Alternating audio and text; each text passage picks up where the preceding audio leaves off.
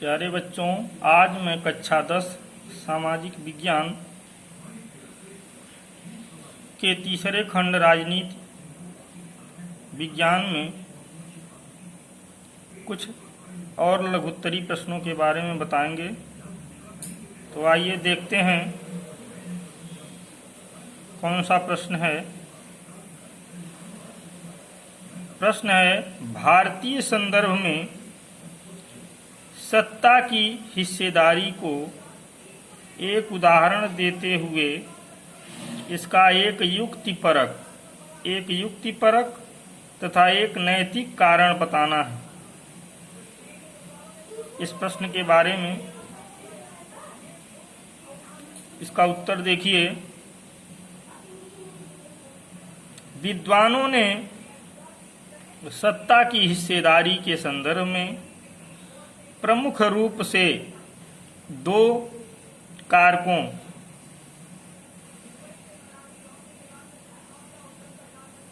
की विवेचना की है। पहला एक युक्तिपरक कारक, दूसरा नैतिक कारक। ये दो कारक हैं जिसकी विवेचना किया गया है।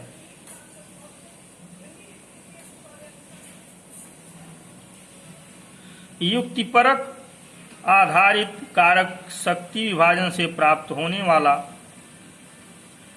लाभदायक परिणामों पर बल देते हैं, जबकि नैतिक कारक जो हैं वो वास्तविक शक्ति विभाजन की योग्यता पर बल देते हैं। युक्तिपरक जो कारक हैं वह शक्ति विभाजन से प्राप्त होने वाले लाभदायक परिणामों पर बल देते हैं और नैतिक कारक वास्तविक शक्ति विभाजन की योग्यता पर बल देते हैं। पहला देखते हैं युक्तिपरक कारक। इसके अंतर्गत हम कुछ पॉइंट देखेंगे। पहला पॉइंट इसमें है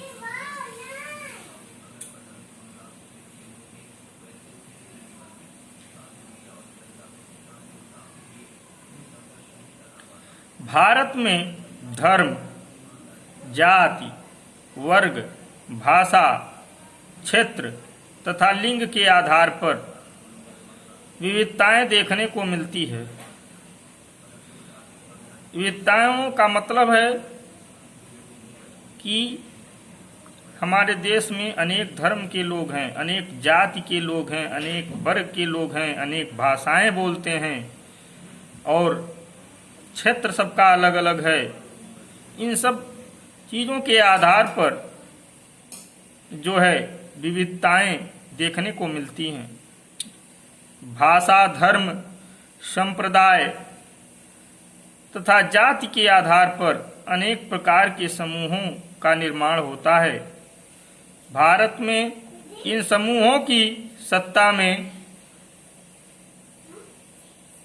हिस्सेदारी इसलिए लाभदायक है क्योंकि ये सामाजिक स्तर पर पारस्परिक संघर्ष तथा विभिन्न सामाजिक समूहों में संभावित संघर्षों की संभावना को कम करने में सहायक सिद्ध होते हैं। दूसरा पॉइंट देखते हैं युक्तिपरक कारक में।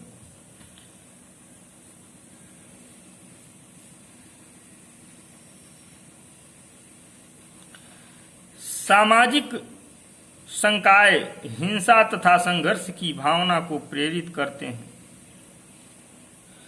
परिणाम स्वरूप राष्ट्र में राजनीतिक अस्थिरता में वृद्धि होती है। सत्ता में सहभागिता राष्ट्र में एकता का संचार करती है तथा राजनीतिक स्थिरता को बनाए रखने में महत्वपूर्ण भूमिका का निर्वहन करती है। इस प्रकार से युक्तिपरक कारक में हमने दो पॉइंट को देखा। इसी तरह से हम नीतिपरक कारक में भी एक दो पॉइंट की चर्चा करेंगे।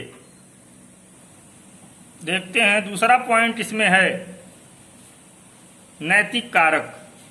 नैतिक कारक में देखते हैं लोकतंत्र आदर्श रूप में एक नैतिक अवधारणा है। क्या है? एक नैतिक अवधारणा है। यह सहमति का शासन है। यह इस तथ्य पर आधारित है कि कोई भी व्यक्ति अपने विचारों तथा निर्णयों को बलपूर्वक किसी के ऊपर थोप नहीं सकता। जानते हैं आपकी यहाँ लोकतांत्रिक शासन व्यवस्था चलती है। लोकतंत्र में कोई भी कार्य किसी से मनमानी तरीके से नहीं कराया जा सकता, न ही कोई कार्य किसी पे थोपा जा सकता है। लोकतंत्र बिना किसी भेदभाव के सभी वर्गों की सत्ता में सहभागिता को मान्यता प्रदान करता है। यह समानता, स्वतंत्रता, भ्रातृत्व तथा न्याय जैसे सिद्धांतों पर आधारित है। यानी लोकतांत्रिक सरकार में किसी की इच्छाओं का हनन नहीं किया जा सकता, किसी के साथ कोई भेदभाव नहीं किया जा सकता, किसी को किसी कार्य में रोका नहीं जा सकता। इसलिए लोकतांत्रिक सरकार नैतिक अवधारणा पर आधारित है। आप देखते हैं कोई भी व्यक्ति अपने समानता, अपने स्वतंत्रता, अपने अधिकार के लिए किसी के खिलाफ जा सकता है।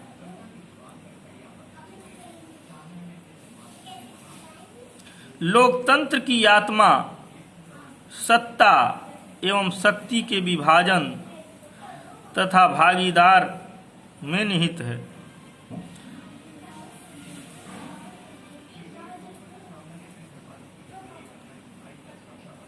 लोकतांत्रिक शासन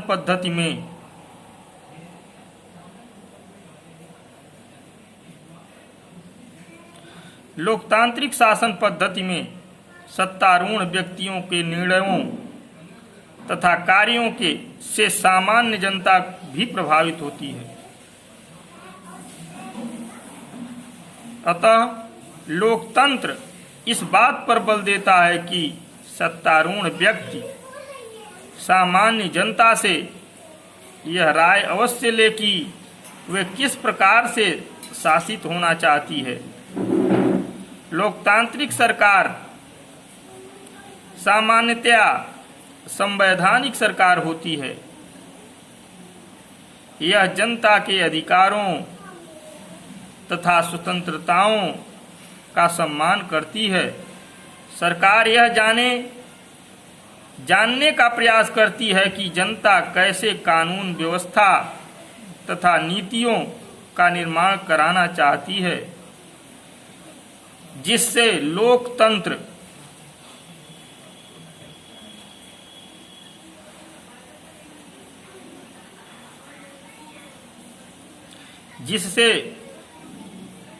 लोकतंत्र उदारवादी, जन कल्याणकारी तथा जनमत के अनुरूप हो। शासन इस प्रकार के कानूनों का निर्माण नहीं करना चाहता है या नहीं कर सकता जो जनता की धार्मिक मान्यताओं, विश्वासों,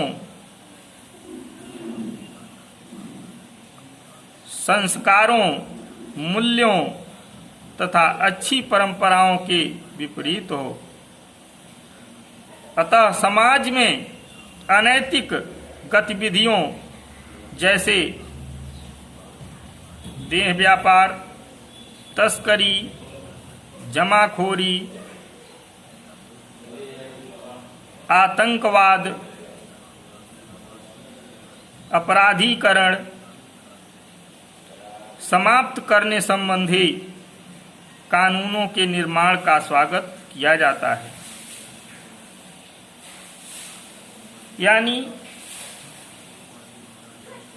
नैतिक परक जो कारक हैं लोकतांत्रिक सरकार में, वह कभी भी जनता का हित नहीं चाहती। वह यह चाहती है कि जनता के हित में सभी कार्य किए जाएं। अगर ऐसा वह नहीं करती हैं तो 5 वर्ष के बाद चुनाव में यही जनता उनको उस पद से हटा सकती है। इसलिए लोकतांत्रिक सरकार जनता के हित के पक्ष में ही रहती है। जो ऐसा नहीं करता है वह 5 साल बाद अपना पद खो देता है। इस वीडियो में आज यहीं तक, और इस चैप्टर के जो भी एक क्वेश्चन होंगे उसके बारे में अगले वीडियो में चर्चा किया जाएगा।